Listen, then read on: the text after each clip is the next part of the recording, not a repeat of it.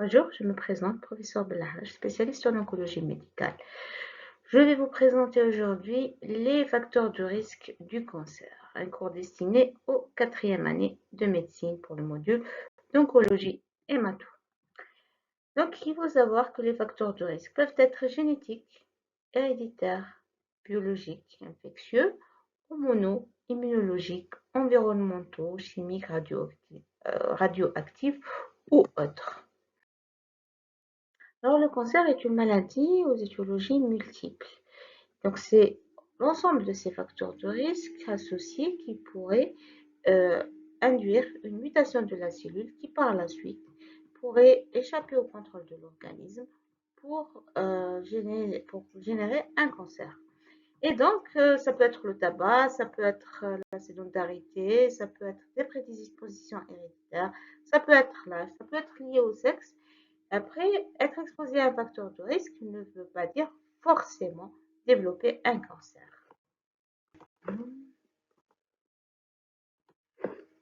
Alors, nous avons l'âge. Il faut savoir que le vieillissement est un autre facteur fondamental de l'apparition du cancer et qu'on observe une augmentation spectaculaire de l'incidence avec l'âge. Il y a également les antécédents génétiques ou facteurs héréditaires. Il y a les gènes BRCA1, BRCA2 qui ont été identifiés dans certains cancers de l'ovaire et du sein, dans 5 à 10% d'entre eux, et leur présence veut dire qu'à peu près 99,99% de risque de développer un cancer du sein, par exemple. C'est le cas, je citerai Angelina Jolie, qui, en découvrant BRCA1, BRCA2, a fait une mastectomie prophylactique pour éviter de subir des examens complémentaires et être stressé du développement de ce cancer. Il y a également d'autres dispositions génétiques fréquentes. Je citerai le syndrome de Lynch, qui est une forme héréditaire que nous retrouvons dans le cancer du côlon et qui est due généralement à une mutation du gène de réparation de l'ADN.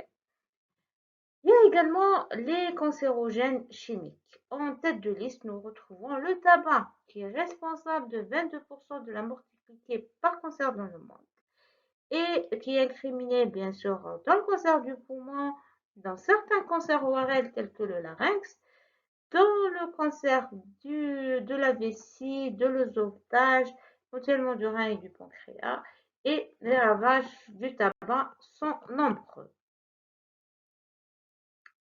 Après, il faut savoir que pratiquement tous les composants de la cigarette sont toxiques et oncogènes.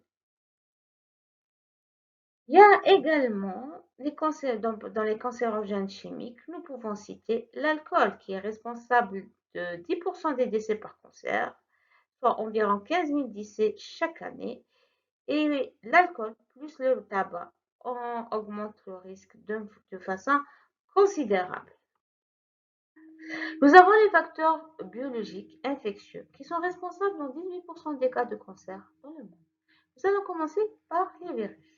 Nous avons l'Epstein-Barr virus qui est un virus à l'ADN qui est lymphotrope et qui est incriminé dans les lymphomes de Burkitt, lymphomes non-Hodgkinien, qui sont retrouvés chez les enfants de 5 à 9 ans. Nous avons également l'HIV, c'est un rétrovirus, herpes virus human AIDS, et il est responsable du sarcome de Kaposi, qui est 200 fois plus fréquent chez les personnes infectées par ce virus. Nous retrouvons également dans cette catégorie l'HPV, qui est un virus à ADN, qui est incriminé dans le cancer du col, surtout les sous-types 16 et 18, où 700 millions de personnes sont infectées par ce virus selon l'OMS. Il y a également les virus de l'hépatite, l'HBV qui est un virus à ADN et l'HBC qui est un virus à ARN qui sont incriminés dans les hépatomes malins ou dans les hépatocarcinomes. 350 millions de ces personnes sont infectées par le virus selon l'OMS.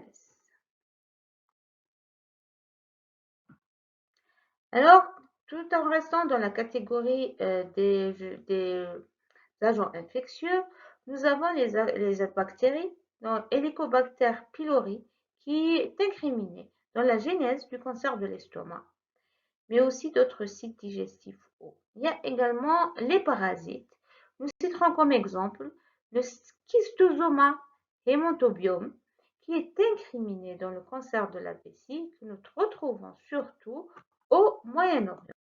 Nous avons les facteurs hormonaux. L'état hormonal a une importance sur la croissance de certains cancers.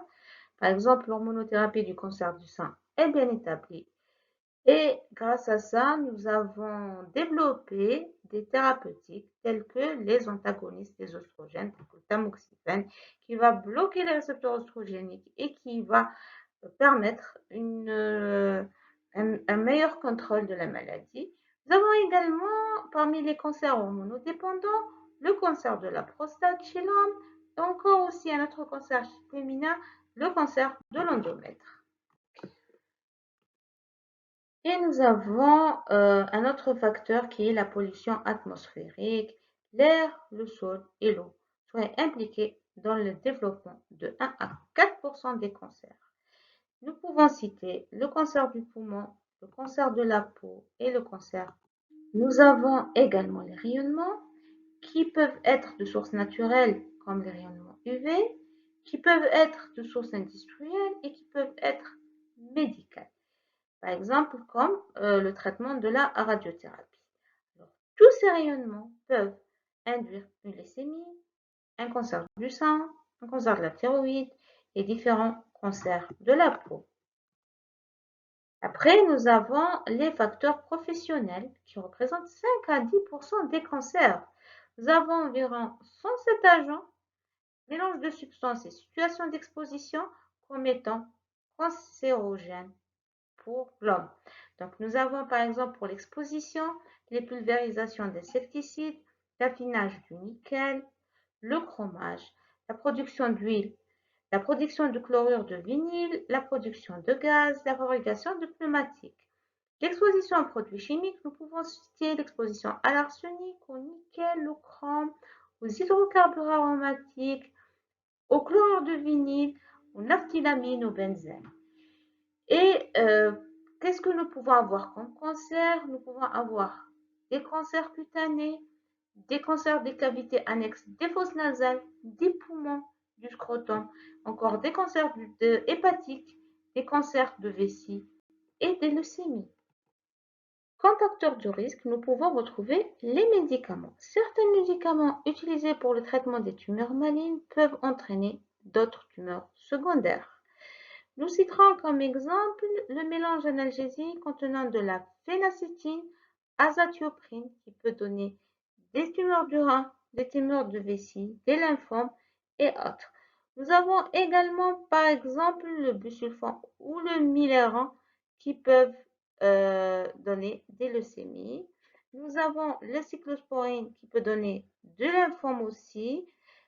Ou des kaposies, nous avons, et j'en citais, nous avons par exemple le melphalan qui peut donner des leucémies, la solution de Fowler qui peut donner un cancer de la peau. Ensuite, nous avons les facteurs alimentaires. Près de 30% des cancers sont probablement liés à la nutrition.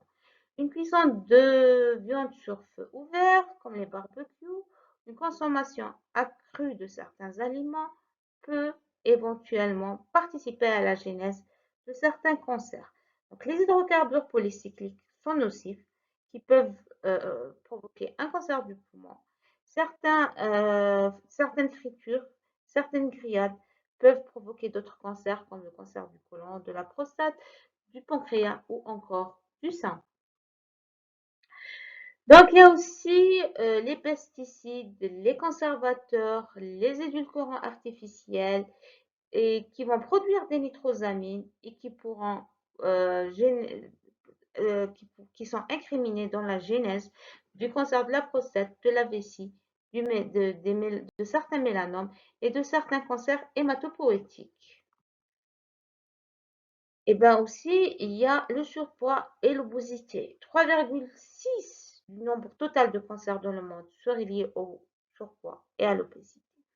Donc, il y a le cancer colorectal, il y a le cancer hépatique, cancer de l'œsophage, cancer du sein, de la vésicule biliaire, du pancréas, du rein, de l'endomètre, de l'ovaire ou encore de la. Alors, un petit mot sur les facteurs de risque par cancer. Exemple, les facteurs du risque du cancer du poumon. Le tabagisme est incriminé dans 80% à 90% de ces cancers. Alors, le tabagisme passif multiplie par 1,3 à 1,8 ce risque. L'exposition professionnelle à l'amiante, au goudron, au silice, radiation ionisante également est incriminée dans la genèse de ce cancer. Les facteurs de risque du cancer du côlon, généralement c'est l'âge de plus de 50 ans, certaines maladies inflammatoires intestinales comme le Crohn et l'MCH, les antécédents personnels ou familiaux d'adénome ou de cancer colorectal, des prédispositions génétiques, une consommation excessive de viande rouge ou de boissons alcoolisées. C'est pour ça qu'à un moment donné, le cancer du côlon était appelé maladie des riches. Et puis, il y a également le tabagisme et l'obésité qui sont incriminés dans la genèse. En matière de cancer du côlon, il existe 3 niveaux de risque, le moyen, l'élevé et le très élevé. Pour le moyen, c'est la population générale de plus de 50 ans et sans symptômes. Pour l'élevé, c'est les antécédents d'adénome avancé ou de cancer colorectal, que ce soit personnel ou que ce soit un parent de premier degré, moins de 65 ans, ou deux parents premier degré, quel que soit l'âge. Des antécédents de maladies inflammatoires colo-intestinales telles que le Crohn ou le RC. Et puis, la prédisposition très élevée concernant la polypose adénomateuse familiale ou PAP, ou encore la HNPCC ou Hereditary No Polyposis Colon Cancer, ou encore appelé syndrome de Lynch. Et puis nous avons les facteurs de risque du cancer du sein. Une exposition hormonale, vu que c'est un cancer hormonosensible, c'est-à-dire une ménarchie précoce avant 12 ans, une ménopause tardive après 55 ans, une première grossesse tardive après l'âge de 35 ans, une nulliparité. La contraception orale reste controversée, ou pour certains auteurs, il faut avoir pris une contraception orale pendant plus de 5 ans, ou encore pendant plus de 10 ans. Il y a aussi le rôle protecteur, ovarectomie précoce, grossesse et allaitement, généralement de 2 ans par enfant. Il y a également les facteurs environnementaux et diététiques. Consommer de la graisse, de l'alcool et de la caféine augmenterait le risque. Le stress également. Par contre, prendre des fibres alimentaires et végétales diminuerait le risque. Il y a également les deux gènes BRCA1 et BRCA2 et les antécédents personnels et familiaux qui sont considérés comme des facteurs de risque de genèse du cancer du sein. Passons maintenant aux facteurs de risque du cancer du col. Généralement, c'est un cancer qui est viro-induit et donc c'est le papillomavirus qui joue un rôle dans la cancérogenèse de ce cancer, notamment le 16 et le 18 qui sont les plus oncogènes. La précocité des rapports sexuels, généralement avant 17 ans, qui va multiplier le risque par 2. La multiplicité des partenaires sexuels aussi multiplie le risque par 2. Et quand on dit multiplicité des partenaires sexuels, nous parlons des deux sexes, soit pour l'homme ou pour la femme.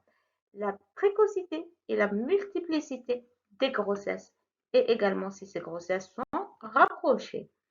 Donc il y a également le bas niveau socio-économique, les infections génitales basses fréquentes qui généralement ne sont pas traitées, le tabagisme, l'immunodépression causée par la grossesse, l'HIV, la corticothérapie et éventuellement la greffe.